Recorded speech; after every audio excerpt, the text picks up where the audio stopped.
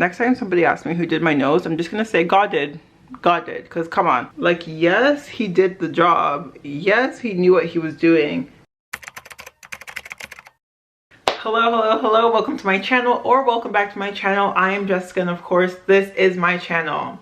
Hello, guys. Okay, so it's a 6-month update of my revision rhinoplasty journey. How far are we from the actual 6-month date? Oh, okay, so it's really 6 months and 4 days, but it's fine. By the time you see this, it'll be 6 months and probably 6 days, give or take. But anyways, I'm gonna go into the update, the journey, how it's been so far. Hopefully this is not too long, because honestly, I don't have too much to say, but I have a few things that I want to say. Before I get started, I'm going to go into like my brief surgery history, just in case like it's your first time here and you're like, what is happening? So I got my original rhinoplasty December 2019. Got a revision December 2021. Yeah, and here we are, June 2022. Boom. Perfect. Okay, so it's 6 months now, and let me tell you guys, like, I feel so good. so good. Obviously can't forget my surgeon was DR.EMRAH CELIK. He's based in Turkey. Yeah, he's the one that did my revision. 100% recommend him, because I know people are gonna ask, do you recommend him? Yes, I do. My whole journey is online. You can find it on my channel. So let's get into it. I have no issues. I'm very happy. I feel like if this is the result I got the first time around, I wouldn't go for the second round, but you know, things happen, whatever. I'm just gonna show you guys my nose. Before I do that, after I do this, like right now in real time, I'm gonna add a video. I'm gonna do like a side-by-side of right before my revision. Okay, right before my revision and now, so you guys can like kind of compare side-by-side on the screen. So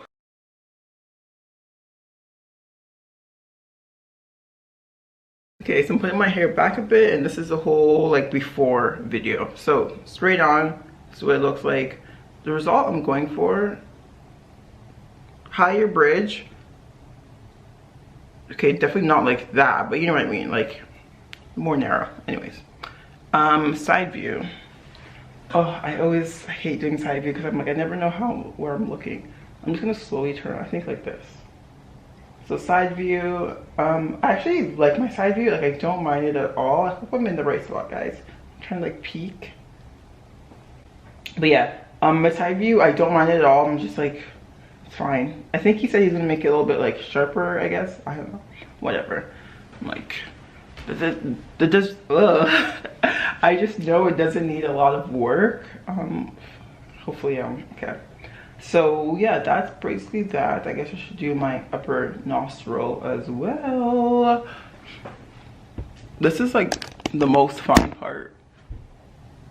I don't know, because I should look up. Yeah, my nostrils are just, they're fine. I never had an issue with it. Frontal. Use your brain, Jessica. Much. Hopefully I'm turning the right way, guys. I feel like I should be good.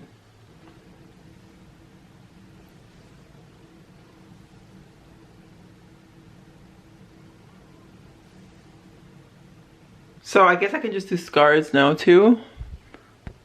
Okay, well, I think I had a booger in my nose, and I'm going to talk about boogers in just 1 second. I don't know if I would call it a booger, but it was something. Okay, literally, why did I just do that?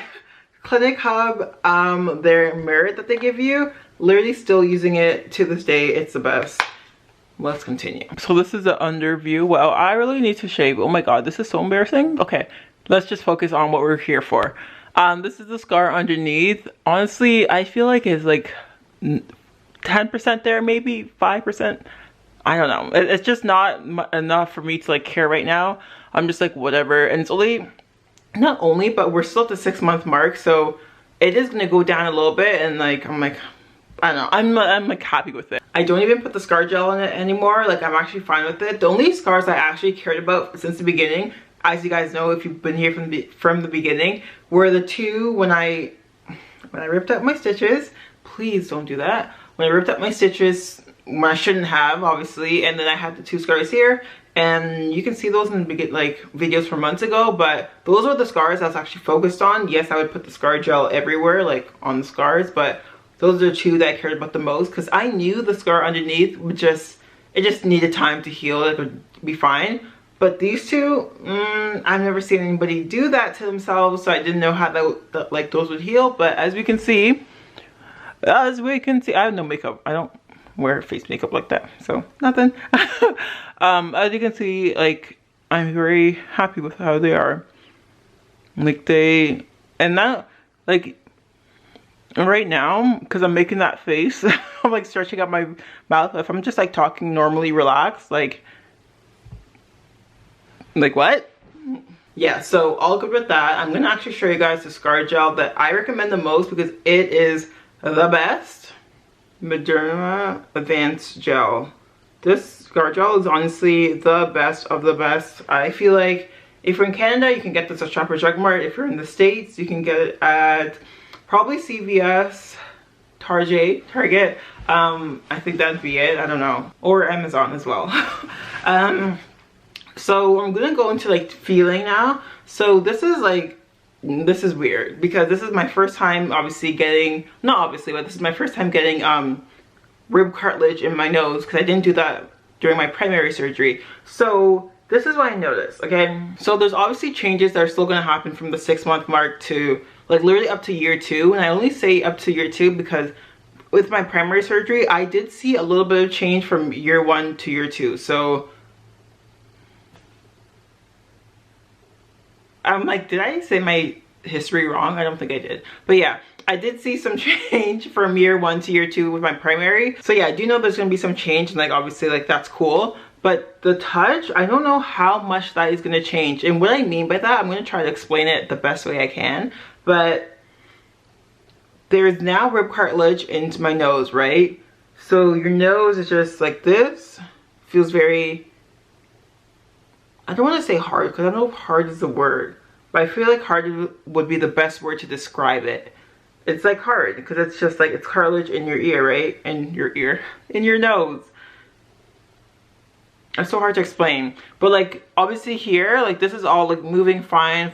Like obviously this is not going to be moving as much. So it doesn't feel like how it felt during the 6 months of my primary, because I feel like my nose was more like flexible. But now I'm like, okay, it's like this is very flexible. Like I can move there, I have no problem. But when you come up to like here, it's like, oh, this is like a little bit hard, you know? And it's funny because I got a facial like beginning of May. So I guess that was around my 5-month mark. And the esthetician doing my facial, she was like, you know, doing her thing, whatever. And then she's like, oh, your nose is hard. I'm like, oh yes, I got rhinoplasty, blah, blah, blah. She's like, oh yeah, because I was wondering, like, why is her nose so hard? Is she just like cold or something? So yeah, it is like when you look, you can't notice. But when you feel, you're just like, this does not feel like a regular nose, you know? And maybe that changes over time. Maybe like in 2 or 3 months, I'm like, oh, like everything's just like flexible. But I feel like the cartilage is now just like forming into my skin. So I don't know. Like I don't have a problem with it per se, but it's just something to like take note of if you are getting your rib cartilage into your nose, because I keep touching it because I just don't like it right here. But that's crazy. I don't know. It's cool though. I'm like, whatever. It gave me what I wanted. Yeah. Calm down. Now onto the rib. Let me get Okay, so this is my rib scar now. I am very pleased with it, guys. Like, look, it's almost gone. It's almost gone. I feel like this happened last time too, where I was just like standing in a weird posture and I ran out of breath. Okay, so my rib scar is doing well. As we saw, I used the same thing, Moderna. I will say, guys, when I don't know when the dates were, but maybe like a month ago, I stopped using this for like 2 or 3 weeks. No, that's crazy. Maybe like a month ago, I stopped using this for like 2 weeks. And then I was like, okay, I gotta get back on it. I got lazy. I got a little bit lazy. But now I'm back on it. And now I'm like using it once a day for sure. Once a day. I'm not even gonna say I use it twice a day, because that's very rarely when that happens. But I would say use your scar gel as much as you can, 2 or 3 times a day. And I always say, guys, do not, I'm here to teach you what to do. Don't follow what I do, but I know what to do. And that is what I'm telling you guys to do, you know? Like the ripping out your stitches, don't do that, you know, like but do what I tell you to do, which is the right things to do. So yeah, use this 2 or 3 times a day, definitely. In the beginning, I was using this literally 3 times a day. Then I went to 2, then I went to 1. Then I, you know, as I just said, I stopped for a bit and I'm like, we can't be lazy like that. So I got back on it. So I definitely use it 1 time. For 1 time for sure, rarely 2. This is what my rib scar used to look like. I'm not going to talk about the whole history because honestly you guys can see the previous videos, but if you've been here for a while, you know, like when is the picture still up? When you've been here for a while, you know that in the beginning my rib scar was freaking me out. I didn't think it would look like that, and I was just like, oh, I'm keloiding, I don't know what's going on. I thought it was like a hypertrophic something like that scar, and I was just like, oh, I needed help ASAP Rocky. But you know what, it was all fine, everything worked out well. And yeah, clearly I just want to show you guys again because like honestly, don't be scared in the beginning. I know it could be scary, but look, it's flat now. I don't feel anything. Now it just has to get lighter. Oh my gosh, I think because I also ran today, it's just like my legs do not have the energy to be squatting like that. Next, oh, I'm like I was thinking I should have wrote notes, but you know, it's all here. Okay, this happened last time too. I don't know what it is, but it happens in the beginning. Let me just say what I'm talking about first. So boogers, obviously it happens in the beginning. Your nose is just like doing its thing for the first month, maybe even 2 months, and then everything goes like fine, whatever, 3rd month, 4th month. For me, the 5th month, okay, something in my eye, oh my god.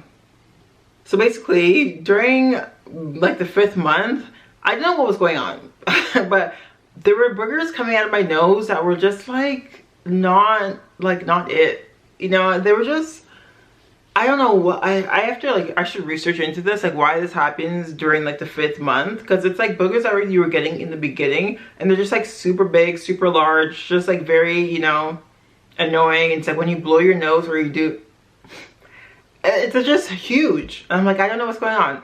Maybe because everything is just like forming in. That makes no sense though. But maybe it does. I don't know. And everything's just healing. That is coming out. It beats me. I don't know. But it's actually very scary. Because I'm just like, how is that in my body coming out like that? They're just huge.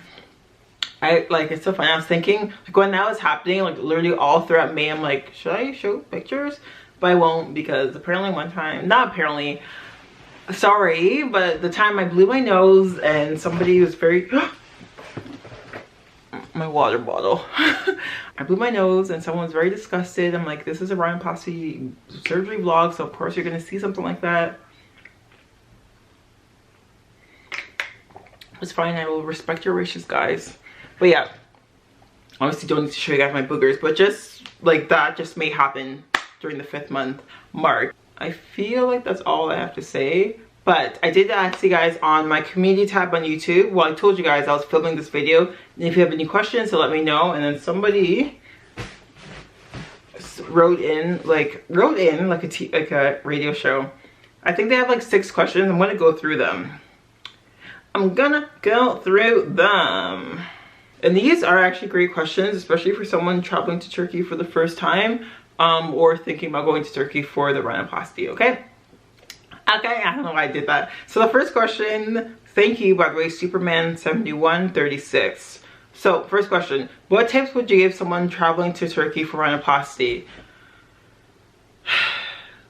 Assuming you are going with somebody that, or like a surgeon that kind of has like a package, like you have your transportation, at least your transportation figured out. So if you have that, you're pretty much like taken care of. Like you're getting driven to the hospital, to your hotel, things like that. So I would say like maybe research if there's places you want to go outside of like the hospital and your hotel room. Do some research to know where you're going. Second of all, like be street smart, if that makes sense, or like up your street smart at least. Like you're in a like foreign country, and not everything, like it's not going to be like North America basically, right? So you just want to be like aware of your surroundings. I'm not saying that in like, oh my gosh, it's so scary there. I'm just saying that as like you're in another country, if you don't know where you are and stuff like that, so you just want to be diligent. Like I would say that to anyone going anywhere, to any other country. I actually feel like Turkey's very safe, so it's not like a whole safety thing. It's more of just like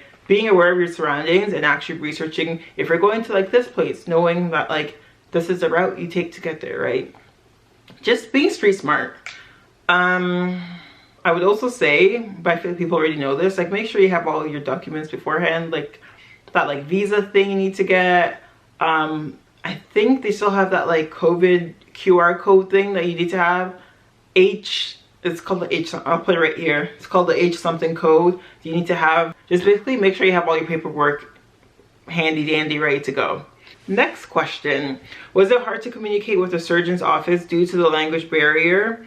I would say no. Like I didn't find it difficult. I would say I'm more patient than most people, but it wasn't difficult. Like I had Google Translate on my phone and I don't think I brought it out too much, maybe like a few times, but overall they do understand what you're trying to say. Of course, like English is not their first language, so yes, it may take like a couple tries to get what you're saying across, and sometimes it's just like one word that is very maybe hard for them to understand, but then you like put that in Google Translate, like, oh, okay, I understand it. But it wasn't difficult, it wasn't too hard. The video that I have where I'm taking off my cast and like they're all talking in Turkish, like I don't mind if they talk in their language because obviously that's easier for them. I never felt like I just don't care. I'm like, okay, if that's easier for you to talk in, like that's cool. It's like when you, well, kinda, it's like when you do your nails and they're all talking like whatever Vietnamese or whatever. It's okay, whatever. I'm here for this service, and obviously like I know he's a great surgeon and things like that. So that was a little bit of a tangent, but no, it wasn't difficult. Sometimes they have like a hard time understanding something. Just bring out the Translate app and you'll be all good. It's not like you're talking to somebody that has never heard like a word of English before, you know? So like you'll be good, you'll be great. I know that's like a tricky thing for people. They're like, will they understand me? But like, yeah, just communicate what you're trying to say. If anything, you can always use a Translate app and that will help. I've had to use that a few times, as I said, and it's all good. I feel like I didn't breathe throughout that whole answer. I need some water. Okay, how much money do you think is too much to spend on a rhinoplasty? It's hard for me to like say a number because I feel like who am I to be a judge to be like, oh, this much is too much to spend. What was my thing? My thing is always the surgeon, his availability, and then how much with the prices. Like that's like the way I would go about rhinoplasty. You don't want to go for the price, you don't want to go for the cheapest one because you may not get a great result, and that's just how, you know, things go. Sometimes, most of the times you get what you pay for, right? Right. Me answering for you guys. I don't know. The most I've seen someone, well, not even seen, like heard or read someone spend, it's probably like 20,000, 25,000, which I think is a lot. But I feel like at that price point, you're guaranteed a good result. You must be. I literally just can't give a number for this one because I don't feel like it's up to me to choose what the limit should be. So I'm sorry. But look for the right surgeon first and like make everything else come afterwards. Did you tell anyone you were going to get a revision? I told a few close friends and both my brothers, I believe. I think that was it. Yeah, didn't tell my parents because like didn't need to, like whatever, you'll see me when I come back. Second, when my friends came, like I stayed in Turkey for I think 3 weeks, and then after cast off day, so after like the 7th day, she came and then we stayed there for about like a week and a half. So she obviously knew anyways. But yeah, my family's a little bit different. Like we're very, you know, chill. Like I just came back and I was like, oh yeah, I did this again.